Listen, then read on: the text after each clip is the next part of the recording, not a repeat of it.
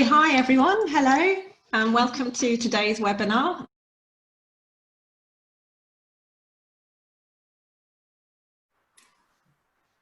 Excellent. So as I've already said, my name is Anne. My full name is Anne Cook and I'm a neuroscientist. That's somebody who studies the brain or nervous system, and I work for the British Neuroscience Association, or the BNA. And I'm Lydia. You may have seen me before if you've been to a webinar before, and I've been working at the BNA for the past few months, and I've been making sessions all about the brain and the nervous system, and delivering these to children and young people, sometimes at schools, sometimes at universities, and I've just really loved sharing about the brain with loads of young people. So neuroscience is science of the brain and the nervous system. That's what neuroscientists study in loads of different ways, and we're going to be learning a bit more about that today. So I think we have our first question. Great. So this should appear on your phone or other device that you're using. But the first question is, the cranium, a part of the skull, protects the brain. Is this true or is this false?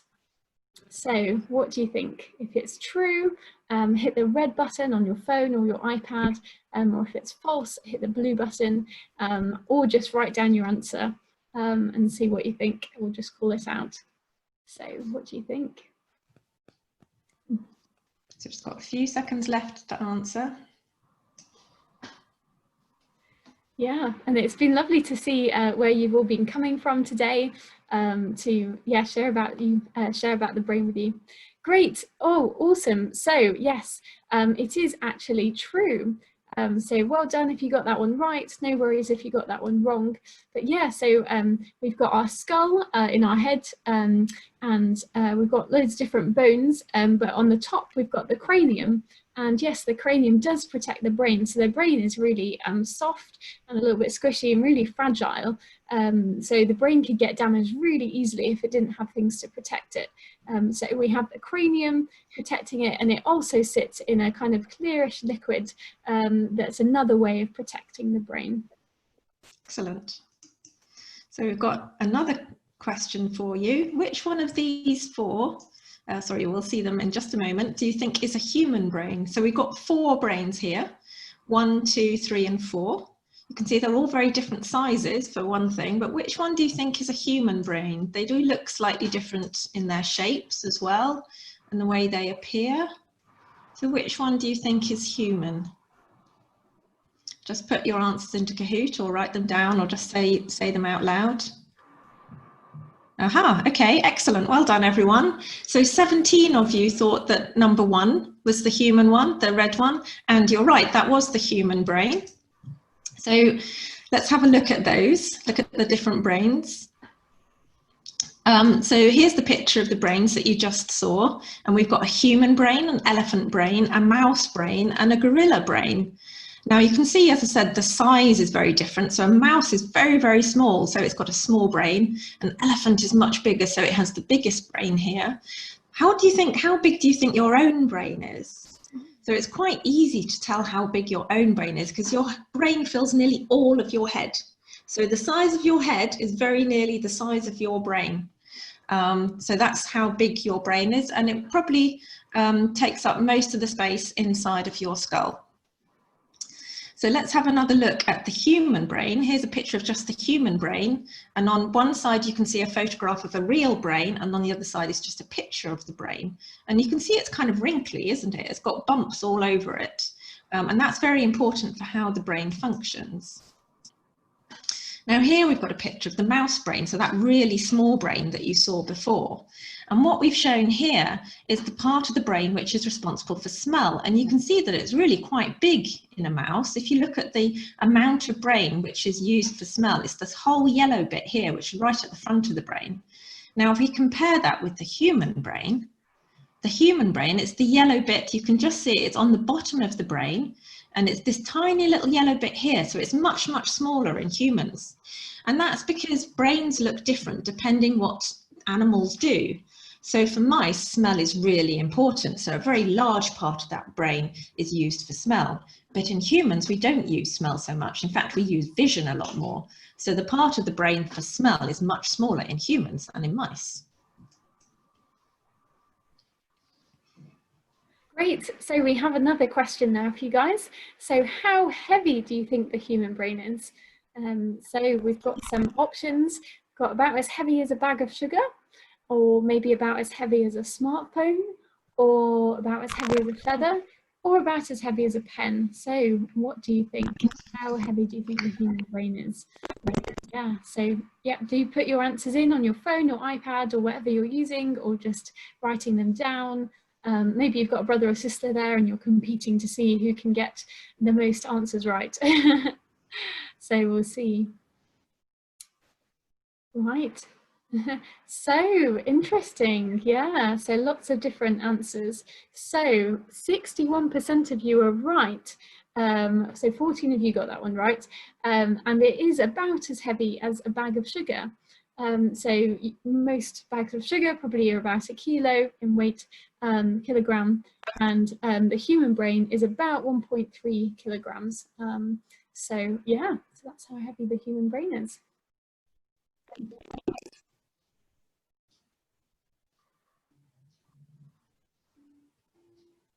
Great, so we've got another question. We've looked a bit about at what the brain looks like and how heavy it is.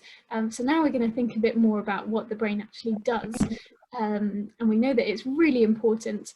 So we've got a question: which of these things does the brain control?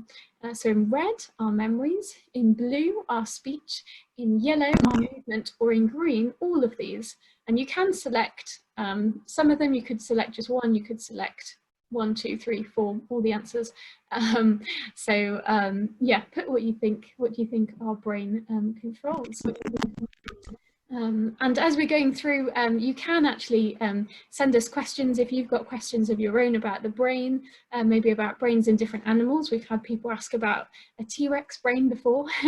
You can send those in to us using the Q&A button at the bottom. So do feel free to send in questions and we'll be answering some of them when we make our brain hat a bit later.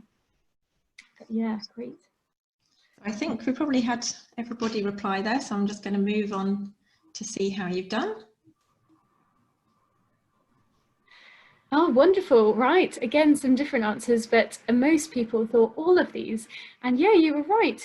So the brain does control all of these: our memories, our speech, our movement, and even more than that.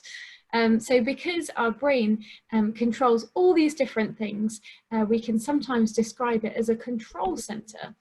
So here we've got a picture on the slide of a room with lots of computers and people talking and coordinating lots of things and working things out.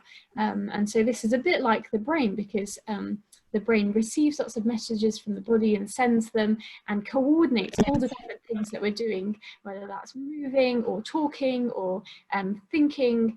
So it controls all of these things. Excellent. So I think we've got another question for you now. So what do your legs, arms, hands, feet, eyes and ears all have in common?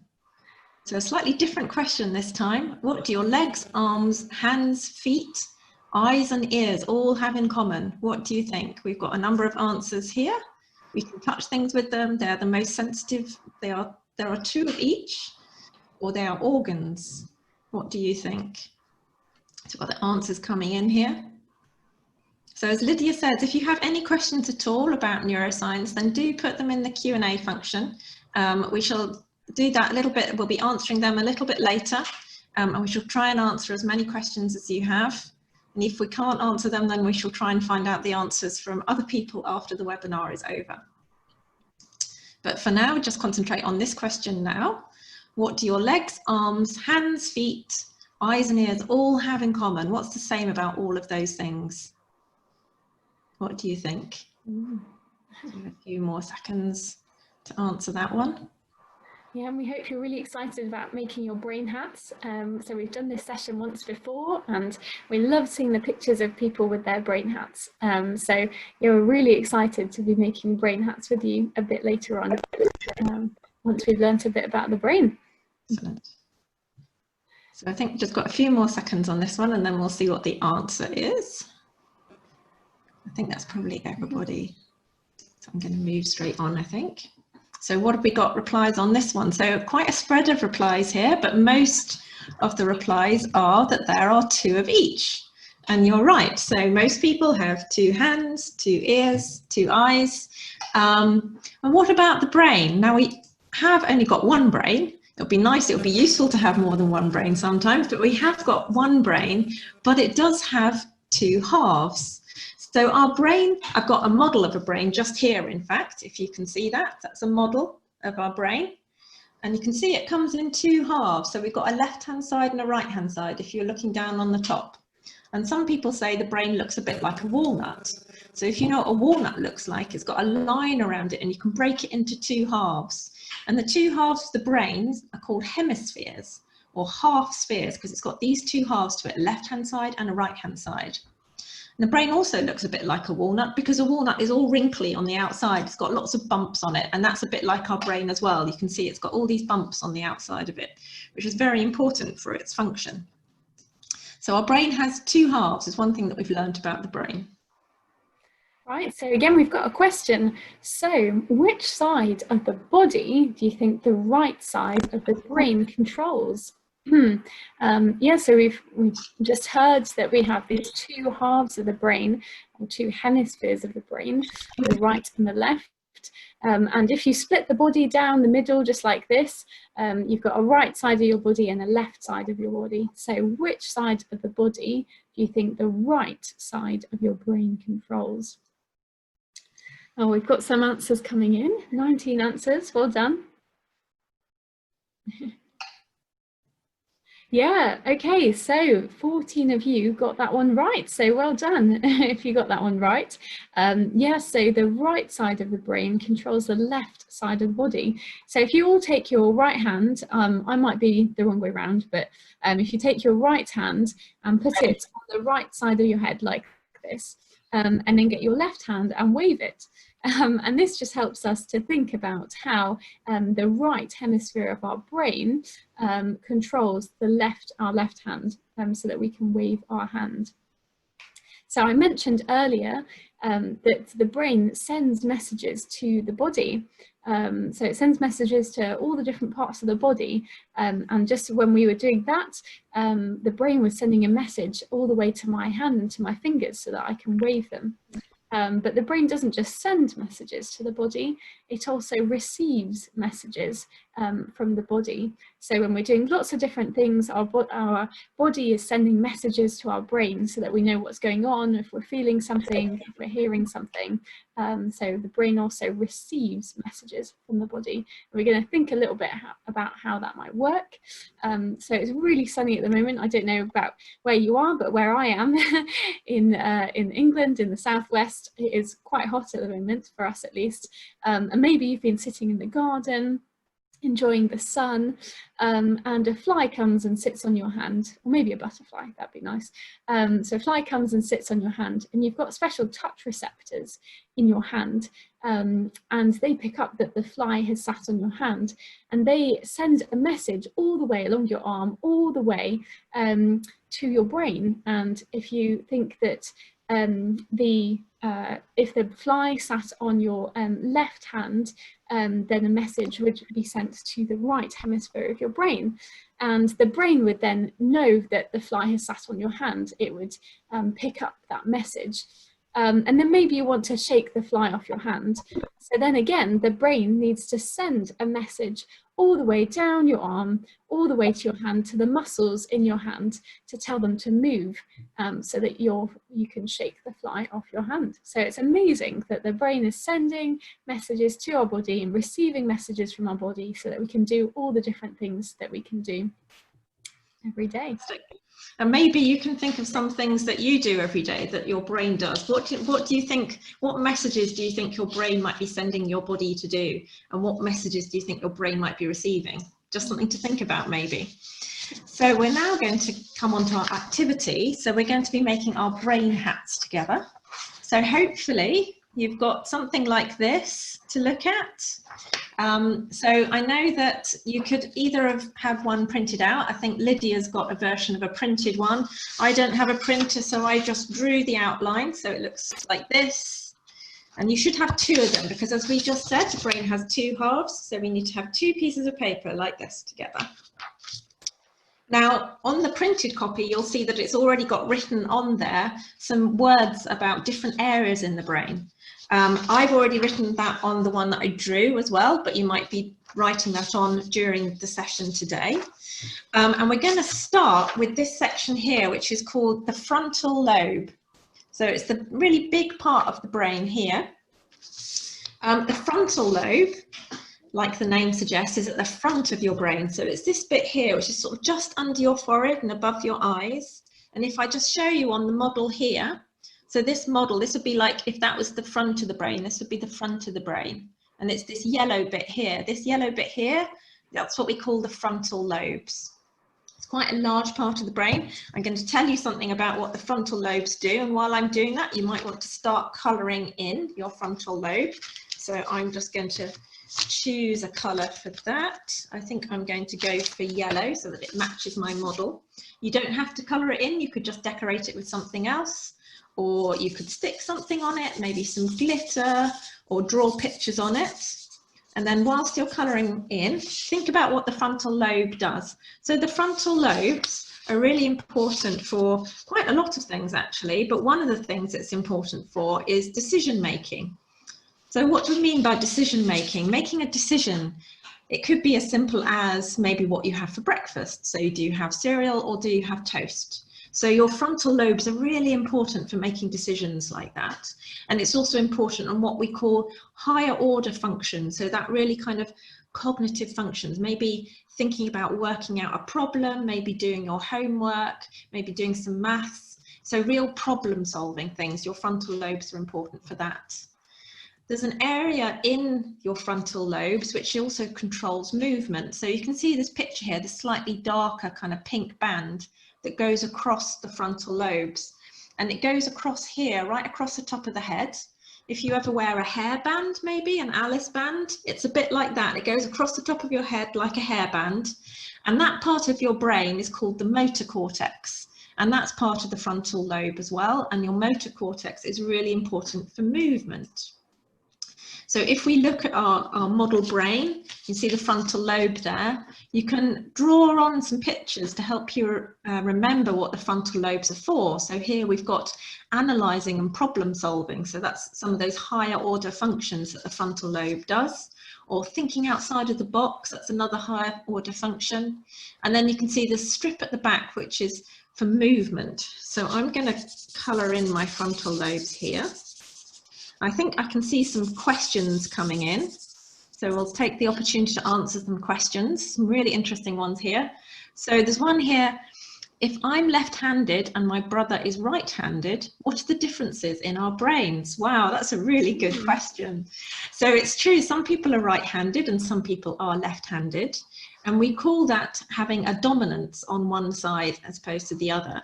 Now, if you think back to what Lydia was saying, that what part of your brain controls which side of your body. So the left-hand side of your brain actually controls the right-hand side of your body, and the right-hand side of your brain controls the left-hand side of your body.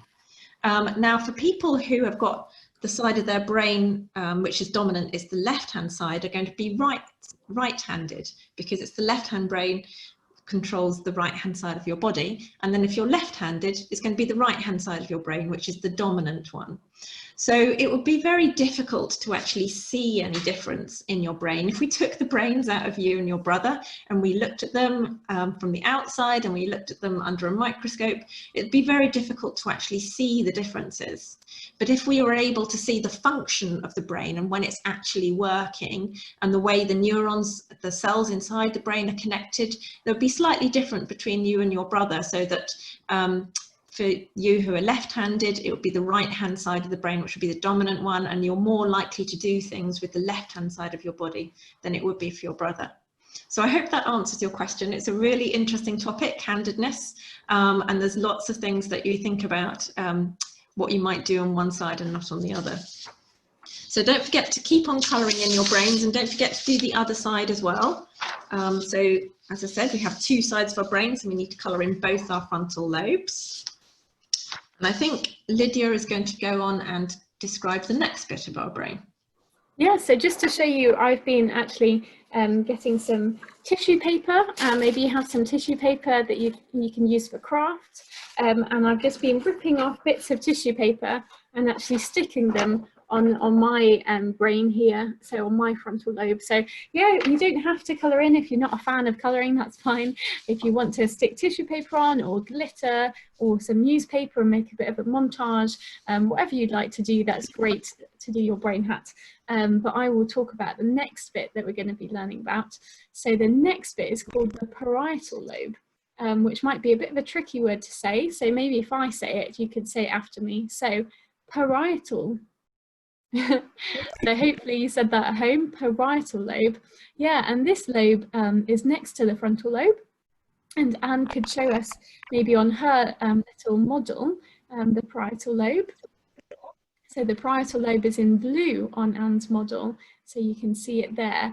Or maybe about here if you put your hand on your head, kind of more in the middle.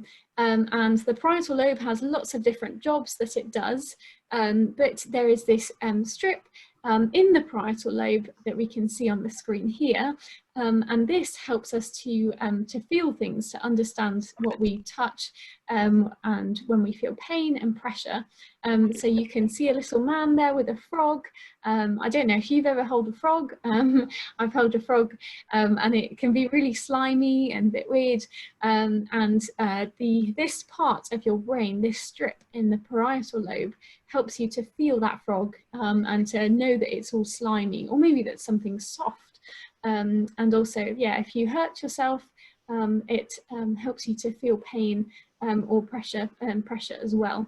So let's get our parietal lobe on our brains and colour it in. So you can see that there on the screen highlighted, and again on mine you can see it here. So yeah, do get colouring that in, or sticking tissue paper or newspaper on it, or whatever you're doing, however you're decorating your brain hat. Fantastic. So we've got another question come up in the question and answer box here. How does the brain know what we are going to do? That's a really difficult question to answer. So this is a question which is partly about neuroscience, and it's partly more like a philosophical question. So it's kind of thinking about thinking. How do we think? So there's a whole kind of field of study about what it means to be conscious. By consciousness is a sort of self-awareness and knowing that we are a person and who we are and our experience of the world. But there's still a lot that we don't understand about how consciousness actually works and how the brain really knows what we are going to do. One idea that people have had, it's like picturing that there's almost like a little person inside our brain, a bit like Lydia was describing in the control room. You can imagine that, couldn't you? You could imagine that there's like a little person inside your brain which is controlling everything, and that little person would then know what your brain is going to do. But you might be able to see that there's a problem in that theory, because if the little person is sitting in your head and knows what your brain is going to do, then how does the brain of the little person know what to do? Does the little person have an even smaller person inside their brain telling that person what to do? So scientists don't think that is how consciousness works and how the brain knows what we are going to do. But there are lots of different theories out there, and that's something that we haven't actually got the answer for yet. So I think if you want to find out the answer to that question, then I would suggest that you become a neuroscientist when you grow up, and then you can go and study it and find out the answer yourself. There's lots of questions in neuroscience that still need answering, so there's lots of scope for you to be neuroscientists. So I hope that doesn't actually help answer your question, because we don't know what the answer is for that one just yet. Yeah, we have loads of questions we don't know the answer to. So I hope you're enjoying doing your brain hats, and yeah, maybe you want to draw things as well on your brain hat. So on the screen, well, actually there's nothing drawn here, but you could draw a little hand maybe, or even draw a frog if you're very good at drawing and you want to draw a frog, and that'd help you remember touching something slimy So yeah, you can be drawing things as well, and Anne's going to explain the next bit of our brain. So we're going to go on to the next bit on our brain hat. If I just show you on the model first. So now we're going to be colouring in. What I've got here is green, and on the other side as well, because the brain has two sides, it has two of everything. And this bit here, this lobe here, this is called the temporal lobe. And as you might have guessed from the picture on your screen, one of the things the temporal lobe is hearing.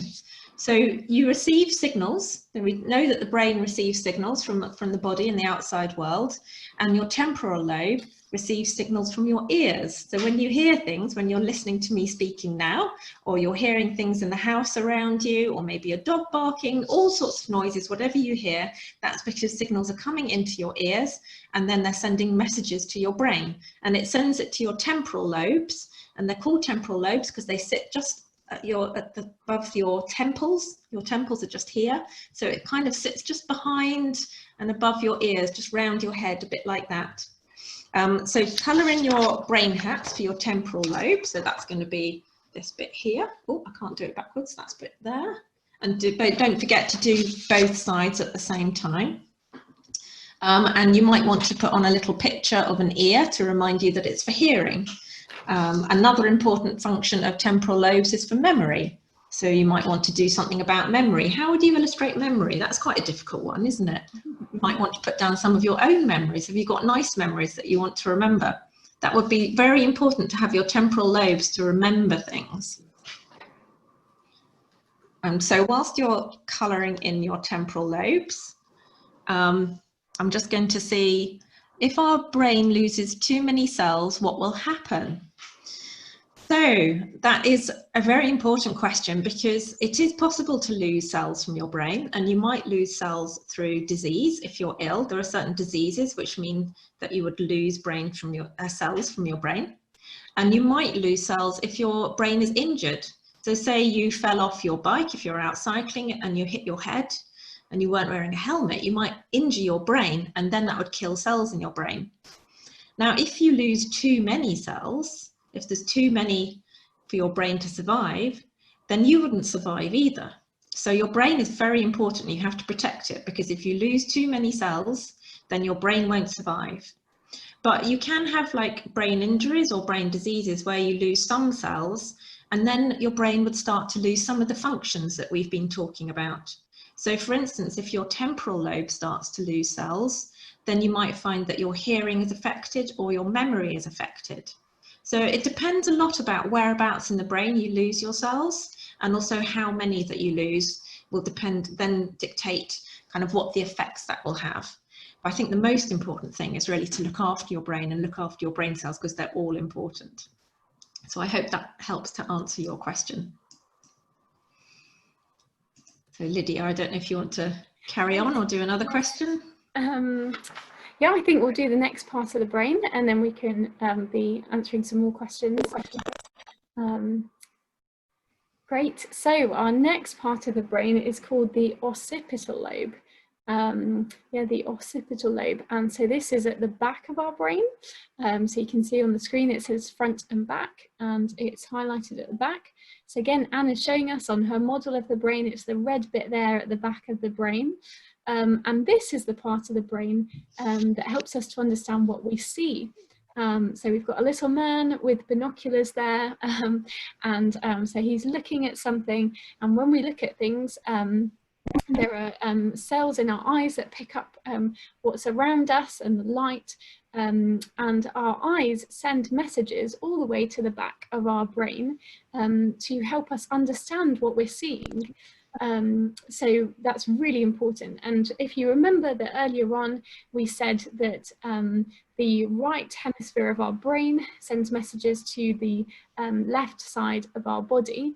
Well, when we see things, if we saw something with our right eye, a message would be sent to our left occipital lobe. So again, we can see this happening with our occipital lobe. Shall we colour that in then? So yep, so we can see the occipital lobe there at the back of the brain. So you can colour it in, stick glitter, tissue paper, newspaper, get creative, and maybe you want to draw a little eye to help you remember that our occipital lobe receives those messages from our eyes and processes them and works out what we're seeing so that we can know what we're looking at. Fantastic. And don't forget to colour in both sides of your brain. Don't forget your brain has two sides, so colour in both sides. Now, whilst you're all decorating and colouring in your brains, we're going to answer some more questions. We've got lots of questions coming up in the Q&A now, which is fantastic. So there's a question about why does the brain control the opposite side of the body? Wow, now that's another really good question. I can explain how it controls the opposite side of the body. So what happens is that you have those things called cells, the nerve cells or neurons in your brain. Now, if your brain wants to send a message to the muscles in your body, then what happens is a message is sent from the right-hand side of your brain, your motor cortex that we learnt about on the right-hand side. And then what happens is that message goes down to the bottom of your brain, and when it goes into your spinal cord, so your spinal cord goes all the way down the spine in your back, and it carries all the nerves and all the messages from your brain to the body.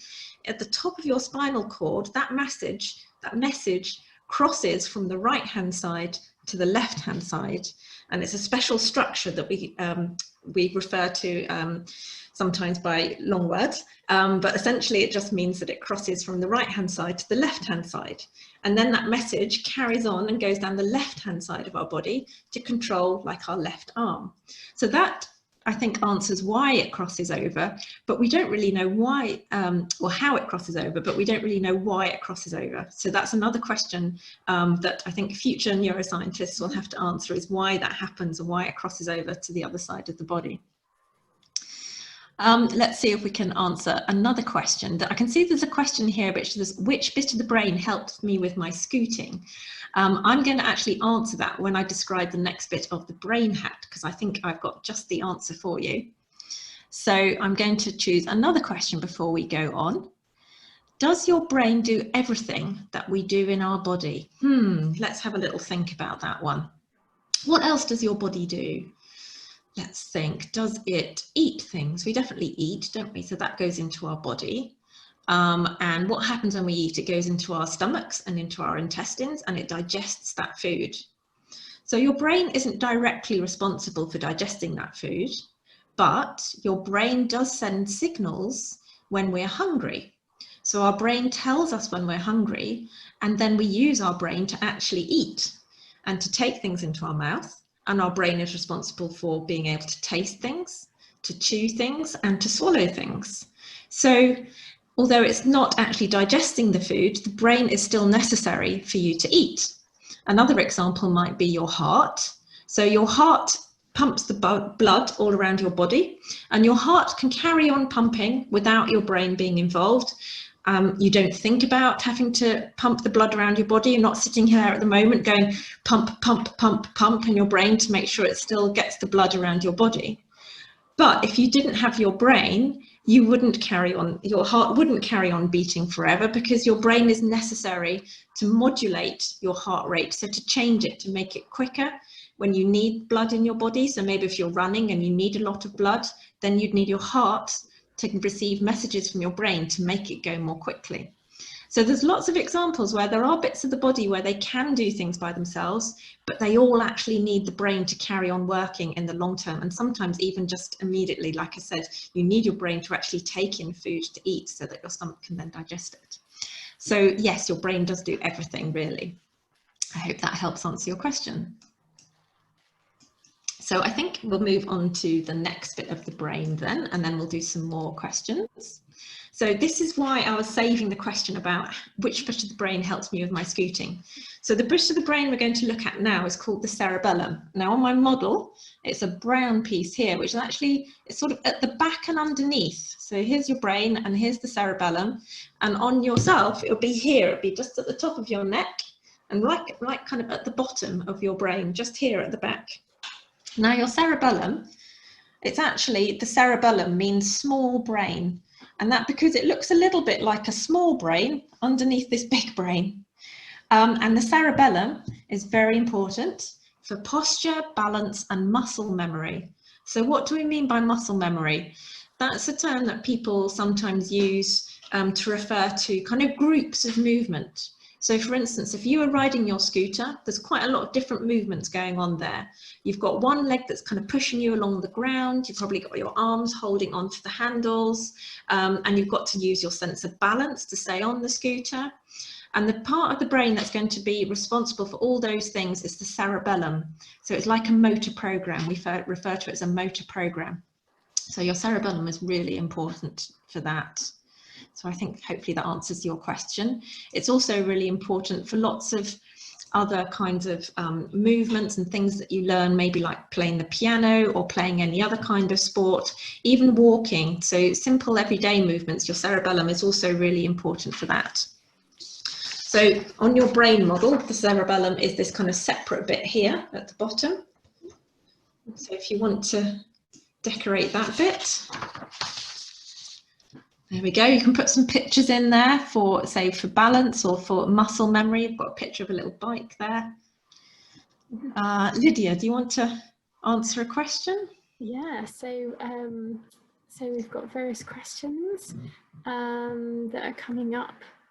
Oh, Lots to choose from. How quickly, or how long does it take to get the message from the brain to the body, is one question asked by Julia. Yeah, so messages travel really quickly, and wait from the brain to the body, and they need to travel really quickly so that we can do all the things we do, or else we would be really slow and we'd never ever get anything done. So messages can travel at about 250 miles per hour. Isn't that amazing? That's so quick that I've never been in a car that's gone anywhere near that quickly. I hope no one has been in a car that's been that quickly. And yet that's how fast some messages can travel from our brain to our body, from our body to our brain. Yeah, so really quickly, 250 miles per hour. There's another fantastic question here. Do octopi have memories if they don't have a brain that does not work the same as a human brain? So octopi or octopuses, you're right, they don't have a brain that's the same as a human brain, but they do have a nervous system, and they have cells in the nervous system which are very similar to the cells in our brain and nervous system, and they work in a similar way. They send messages. Do they have memories? They do have memories, and we know that because you can actually teach octopus certain things. So for instance, if you were an octopus and somebody came along and maybe pinched one of your tentacles, you'd probably pull it back, wouldn't you? It would be like somebody pinching your hand and you'd want to pull it back. So if you do that to an octopus, it will pull it back. And then if you sort of play a sound every time you're going to pinch one of its tentacles, it will learn that when it hears that sound, it wants to pull in its tentacles. So it must have learnt that, mustn't it? And it must have remembered that the sound means it's going to get pinched. And in fact, it does a lot more. Than octopuses are very clever creatures. They can learn a lot of things. Of course, we don't actually know what it's like to be an octopus. And I don't know if we can say that it has memories like we have memories. I don't know if they remember their birthdays, for instance, but they definitely have memories, even though they do have a very different brain to ourselves. It's really interesting to look at how other animals work. So hopefully that gives you something to think about.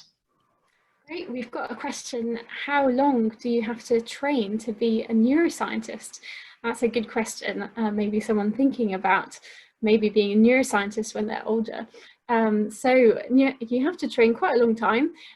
So you have to go to school, so do your GCSEs, so you finish those when you're about 16. Maybe you've got an older brother or sister who's doing GCSEs. And then you go and do your A-levels for 2 years, and then you'd have to go to university and study neuroscience, even though there are other topics you can study where you can look at neuroscience as well. And so degrees take about 3 years, or do take 3 years in England. So you'd have to do a degree. And then if you wanted to be a neuroscientist, you'd actually have to go and do a PhD. So when you finished a PhD, you can call yourself a doctor. So like Anne has a PhD, so Anne is Dr. Anne Cook. And PhDs can take about 3 years, sometimes 4 years. And then once you finish your PhD, you can get your first job as a sort of junior neuroscientist. So it is a really long time, but if you really, really love the brain, then you might just want to study for all that time to find out more and more about the brain. Yeah, so there we are. I've got a question here. Why are different parts of the brain called that? So here we are learning about all these different parts of the brain and what they're called. So some parts of the brain have got fairly kind of logical names, I think, like the frontal lobes are at the front of the head. So that's a good name because it shows where it is. There are other parts of the brain which might be named after the person who's discovered them. So that's not so helpful when you're trying to work out where it is, because of course it could be anywhere in the brain. And there are certain examples called Wernicke's area, for instance, which is a part of the brain, which is named after the person who discovered it.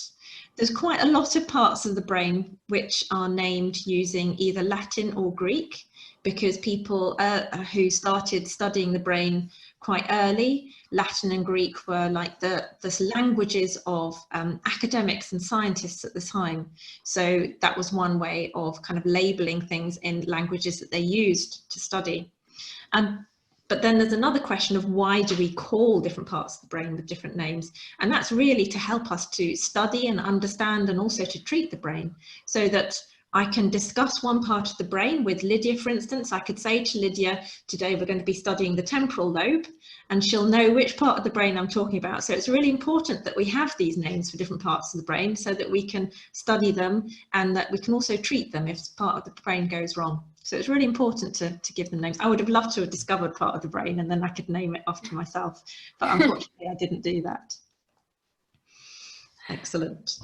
So I think we'll just show, hopefully your brains are all getting nicely decorated now. For those of you who've finished decorating, don't worry if you haven't finished, and you can also finish after the webinar. You don't have to do everything now. You can carry on decorating for as long as you want to. But for those who want to carry on, the next thing we have to do is to cut out the brains. So you might want to get someone to help you with this, someone else in the room.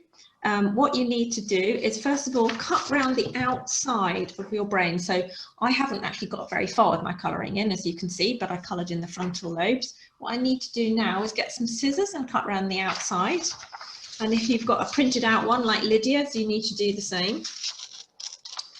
So if you cut round the outside, there should be a good black line round the outside. And again, don't forget that you have to do 2 halves, because you've got 2 halves of the brain.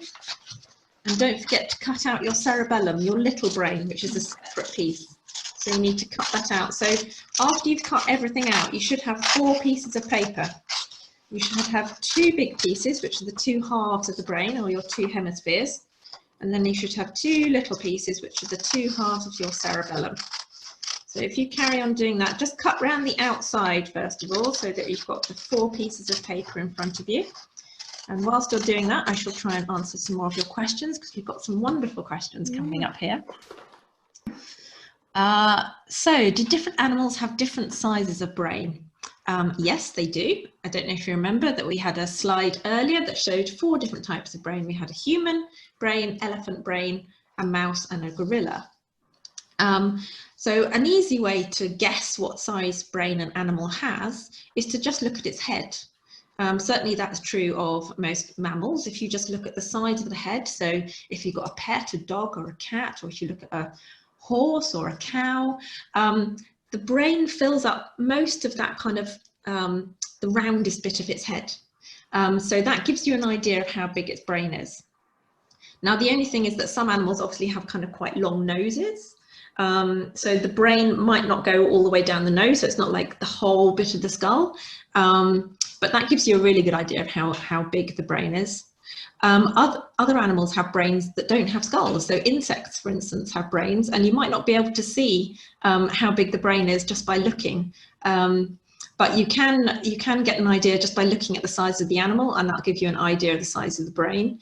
but it's not directly related to the size. So we had a question in a previous session about dinosaur brains, and we know that dinosaur brains are smaller than you'd expect for the size of the animal. So yes, lots of different sizes of brain. There's a question from Dylan, and he's asked, which part of the brain causes a seizure? So that's a great question. Some of you might not know what seizures are. A seizure is when someone experiences an area of activity in the brain which is more active than it should be. So when we talked about messages being sent across the brain and from the brain to the body, that's kind of activity going on in the brain, that's sending of messages. And when you have a seizure, the number of messages being sent by the brain is too many. There are too many messages all being sent at the same time. And it's a bit like if you were in a small room with lots of people and everybody's talking at once. It's very confusing, and you don't really know what's going on. And that's kind of what happens in the brain. It's like a really loud conversation, lots of voices, and the brain doesn't really know what's happening. Now, a seizure can actually start anywhere in the brain. So it doesn't have to be in a specific location. You can have a seizure caused anywhere in the brain, but it does, if you are somebody who has seizures, and somebody who has epilepsy would have seizures, in an individual person, they usually have just one area where their seizures would start. So it will be specific to the person, but it varies between different people about where seizures start in the brain. So I hope that that answers your question. We've got a question, how many cells in half of the brain are there in half of the brain? Right, so we've got loads and loads and loads of brain cells in our brain. Our brain cells are really, really, really tiny. And we have got about 85 billion brain cells in our whole brain. So, so in half our brain, we have about 42.5 billion. So that is so many, isn't it? I can't even imagine just that many that number of brain cells. So they are really important for all that we do. And if you joined in with our previous session with neurons, you may have made a neuron or a brain cell. If you didn't, that's fine. You can watch it on YouTube, on our YouTube, and you can make a neuron. But yeah, it's amazing that there are 42.5 billion just in half of our brain. So I'm just going to show you the next bit of your brain. So hopefully you've got some cutout shapes now. Here's just one of them that I cut out. Oh, and there's Lydia, she's ahead of me. So the next thing you have to do is, now you can see there are kind of arrows drawn on your brain hat, or these little kind of triangles. What you need to do is you need to cut down the solid line, but not cut the dotted line. So just cut down the solid line on each of these little triangles that go around your brain. On here, there's one on the bottom as well, and also on your cerebellum you'll find that there's, oh no, the cerebellum doesn't have any triangles actually. The cerebellum is just one piece like that, cerebellum. So on your brain models, you just need to cut along those solid lines where there are triangles around the outside, but not on the dotted lines. And again, whilst you're doing that, I'm going to answer some more questions. There's one from early on who's been waiting for a long time. There's one here, who is your favourite scientist? That's a really difficult question because there are so many fantastic scientists out there. But one of my favourite scientists is someone called Uta Frith. If you haven't come across her, that's Uta Frith. She's a fantastic scientist, and I think she's one of my favourites because she studies the brain. She's really interested in studying the brain because she wants to understand more about herself. And she thinks if she can understand more about herself, she can understand how to be a better person. And I think that's just a fantastic thing. Don't you think that's a motivating thing, to want to understand yourself? And I also think she's one of my favourite scientists because she studies really interesting things that are very relevant to people. So she's done a lot of work on autism and dyslexia and understanding those and helping people with autism and dyslexia and their families. So I'm going to vote for Uta Frith, but there are lots of other good scientists out there. I would say Lydia is one of my favourite scientists. Oh, thank you very much. Maybe you have favourite scientists. If you have a favourite scientist, then put it in the chat box so that we can see who your favourite scientist is. Yes, we would love to know. Maybe someone you've learnt about at school. That would be amazing to hear. So another question, someone's been waiting for a long time. What can we do to help our brain get better after it has been hurt? So I hope that you haven't hurt your brain, and if you have, I hope it gets better soon. It depends how it's been hurt, really. If it's been hurt by illness, maybe a stroke. So sometimes you might have heard people can get a stroke, and that means that you've had a problem with the blood supply in your brain, and that's made some of your brain tissue quite ill. So to help the brain get better after a stroke, you can actually have special exercises that you can do, that a physiotherapist or a cognitive therapist would help you to do. So to practice some of the functions that are affected by that stroke. It might have been that your brain has been injured by hitting it, so a brain injury. And there are various things that you can do. So if it's been really badly injured, sometimes you might have to have surgery to take the pressure off your brain and to help it recover. And then time is really important to help your brain get better. And then, as I said, some of these kind of physiotherapy or cognitive therapy, which can help the brain recover. What's probably most important for all of us here, for myself and for all of you, is to make sure your brain doesn't get ill, of course. So a really good way to keep your brain well is to have a good diet, to have lots of exercise, and to socialize with people. And that's a really good way to keep your brain healthy. Excellent. Wonderful. So I think we probably ought to move on with our brain hats. I hope they're all coming along nicely. So I've got half of my brain here. You can see I've done some bits in tissue paper and some bits colouring in. And I have cut along the solid line, as Anne told us to. So along the straight line, not the dotted line. So I've got little flaps like this. And what I'm going to do is I'm going to just fold. So hopefully you can kind of see this. Fold. So the grey bit that I've not coloured in, put that underneath. And what you need to do is either tape it or stick it. So you might want to put some glue beforehand on that little grey bit, that little flap that you've not coloured in. So I've just put some glue on there so it's nice and sticky, and then just fold the other bit over it and stick it down. So it should look a bit like that. So you need to just go along and do that with all those bits where there are arrows. Again, to fold them underneath the next bit and then stick it down just like that. And this is going to make your brain hat really into the shape of a brain, or a bit of a shape of a brain, so that you can wear it on your head. And that'll be great, so we can actually wear our brain hats and see where all the different parts of our brain would actually be. So I'm starting to stick mine together. You can see as you start to stick together, it kind of starts to curve like that, and then we'll be able to put it on our head, so it should end up a little bit like that. So hopefully your brain hats are starting to look something like that. There's a great question here. Am I my brain? That's a big question. What do you think? What do you think? Are you your brain? Do you think you're just your brain? Do you think there's more to you than your brain? Do you think your brain isn't anything to do with you at all? Have a think. What do you think? Discuss that with the people in your house at the moment. There are different views on that one, so I'm not sure that I can give you one answer.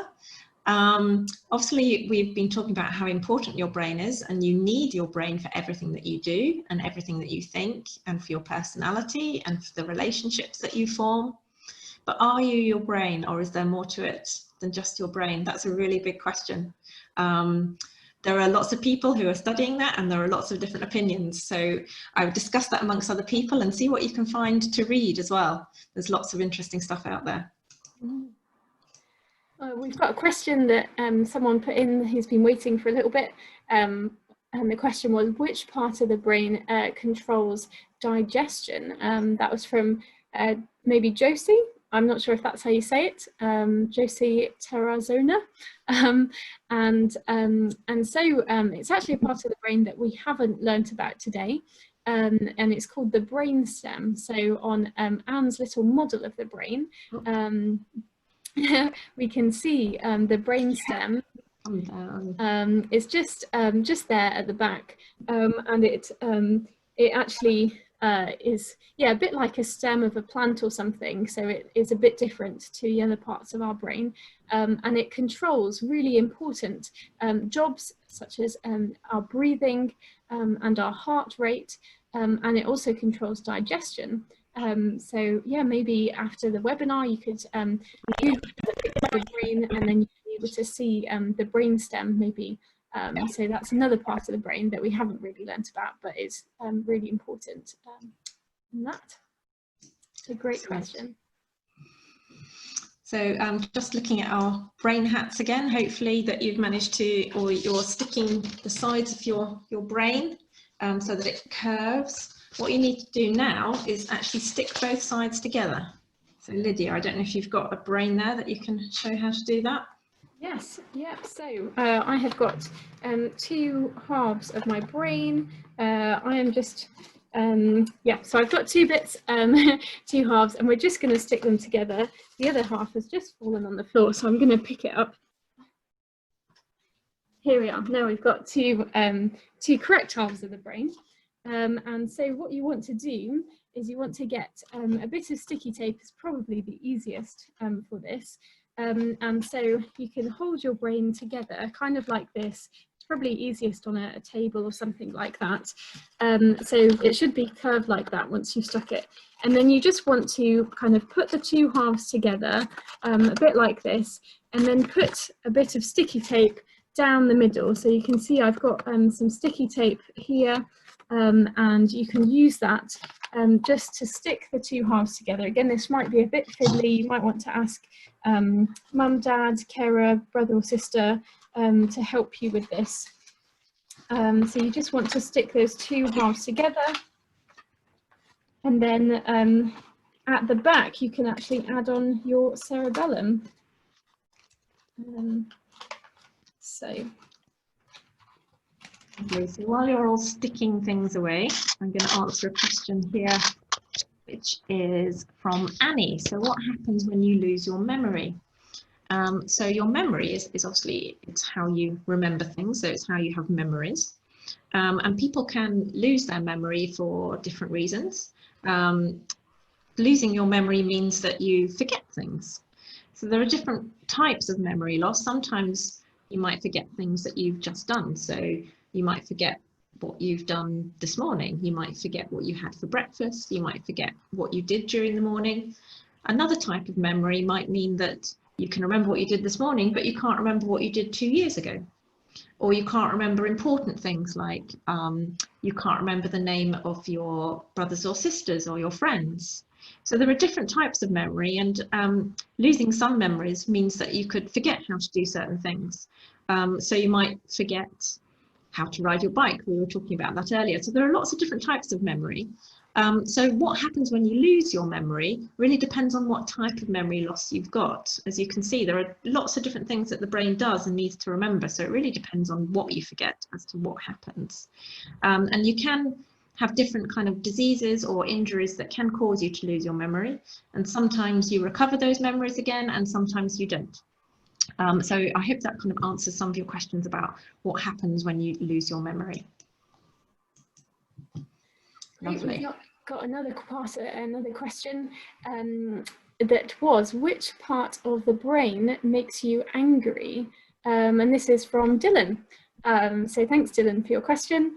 And the answer is that emotions, so whether we feel happy or sad or angry, are mostly controlled and processed in a part of the brain which is within the temporal lobe. So remember, we learnt about the temporal lobe, and we've got it hopefully labelled on our brain hats. So it's actually inside the temporal lobe. One of the parts within the temporal lobe controls all our emotions, and so that's when we feel angry. That is the part controlling that. There's just a quick question here which I can't resist answering. Have you ever seen a person's brain? I have. I've seen lots of people's brains. I've been lucky enough to see inside a brain bank. So this is where neuroscientists, if they want to study people's brains, then sometimes people actually donate their brain after they die, which is a wonderful gift to science because it gives neuroscientists the chance to study the brain. And places where these brains are kept so that neuroscientists can study them is called a brain bank. And I have been to brain banks and I've seen lots of brains kept in a brain bank, which is absolutely amazing. And I've also been lucky enough to actually see people's brains who are alive, and that's when they've been having surgery and having brain surgery. So that's when you actually go take off part of the skull and actually operate on people's brains. Maybe one reason that could be is because if they're having seizures, like we talked about earlier, you can have a brain operation. So yes, I have seen people's brains. I think we will move on our brain hat then, but I've seen lots of comments coming in about favourite scientists, so I think we should read through some of those. There's a lovely one here saying from, I think it's Yasmina, my dad is my favourite scientist. That's a great answer. I think your dad is my favourite scientist too. Someone else, my favourite scientist is my godmother, Professor Kim, and that's from Gail. So it sounds like some people have got scientists in their families, which is great.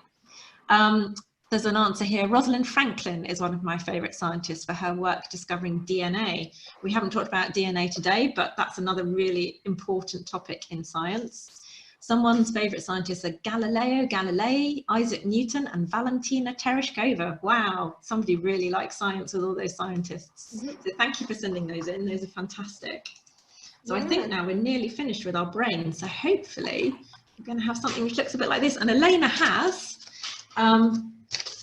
I haven't finished mine, but that's fine if you haven't finished yours either. You can carry on after today's session is over and make it as beautiful as you want to. So do carry on working on it if you haven't finished it yet. What we're going to do now is just have some fun to remember some of the things that we've learnt in today's session. So we've got another question for you. Which part of the brain receives messages from your ears? Can you remember of the parts of the brain that we learnt about, which part of it receives the messages from your ears? So if you want to take part on Kahoot, don't forget your Kahoot. I know we haven't worked on, haven't used that for a while, but that should be showing that question now.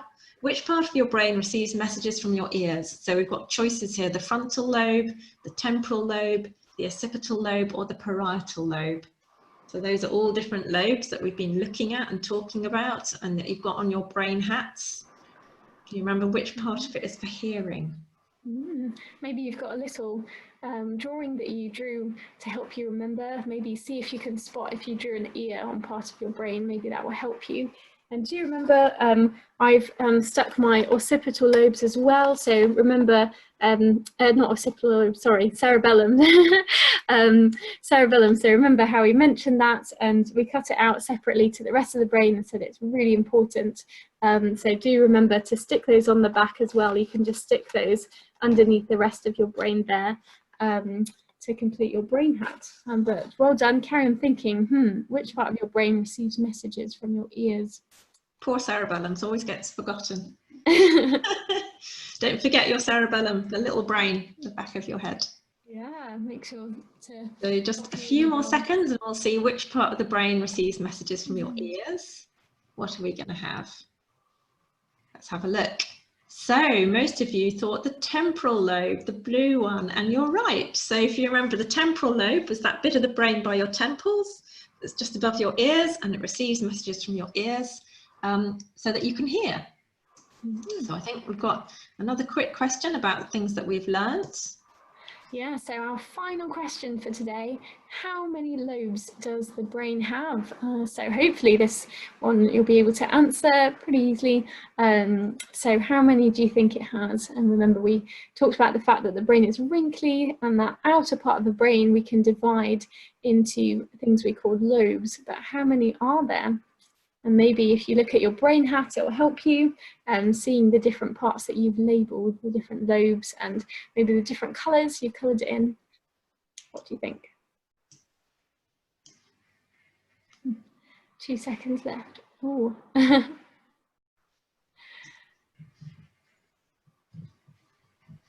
Great, so well done for answering, guys. Okay, yeah, so yes, we do actually have 4 lobes. So remember, we learnt about the frontal lobe, the parietal lobe, the temporal lobe, and the occipital lobe. So we have 4 lobes in that outer part of the brain that's really wrinkly. And these lobes are just ways of dividing up the brain, but they all have different jobs. And hopefully, yeah, you remember some of the things that we've talked about today. That's fantastic. So we've learnt loads of stuff today. Let's have a look and see some of the things that we've learnt. So we've learnt that the brain is a bit like a control centre. If you remember that picture of all those computers in it, so your brain is a bit like a control centre. We learnt that the brain looks a bit like a walnut, so it's all wrinkly on top, like my brain model, and it has 2 sides called hemispheres, so they split across, so you've got 2 sides of the brain. This wrinkly part is divided into 4 sections called lobes. So I've got mine coloured in different colours here, and you've been making them on your brain hat. And we learnt about the cerebellum, so the little brain that sits underneath the big brain. It's a cauliflower-shaped little brain found at the back of the brain. So lots of great stuff that we've learnt today.